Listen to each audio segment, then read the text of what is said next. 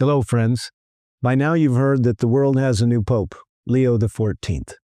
And I want to just take a moment to help you understand what a name means to the potential mission of this pope. Not only is the first American pope in the history of the Catholic Church for the last almost 2 millennia, his name has particularly clear insights into where his mission and pontificate may go. You see, the last pope named Leo was Leo XIII, who became pope in 1878. And Leo XIII was inheriting a very challenging situation. The church was on hard times.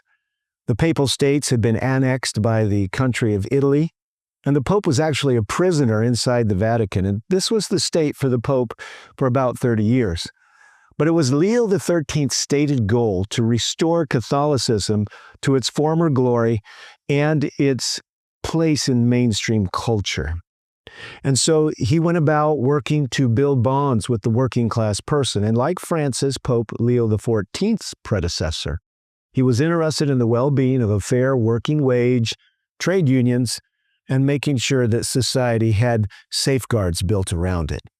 It's also interesting to note that Leo XIII was the 4th longest pope in the history of the Catholic Church. He was elected when he was almost 68 years old. Our current Leo XIV is 69 years old, and there was some sense that his papacy would be a short-lived one because of his age, but he lived well into his 90s.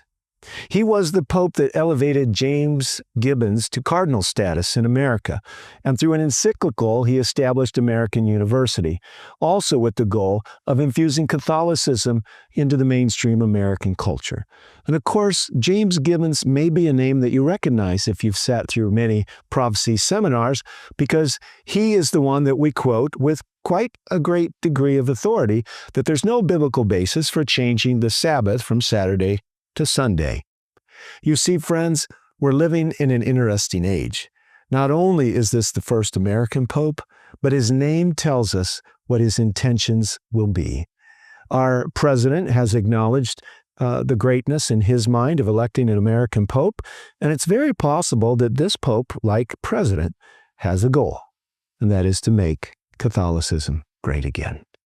I want you to think about this, friends, as we consider where we are in prophetic history. God has called us to this time, this place, and this hour. Not only are there 3 angels' messages, but there's a 4th angel of Revelation 18.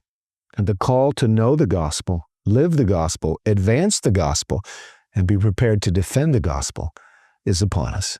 May God help us to rise up to the full stature of our Protestant heritage and the great calling of Jesus to be about our Lord's business in this age and hour of Earth's history. The name change or the name choice is not an accident. Leo XIV wants to bring together modern thinking and the Catholic Church, just like Leo XIII attempted to do the same with science and intellectualism in his day. May God help us now to understand where we are in prophetic history and do what he's called us to do. Don't be afraid. Let's be faithful.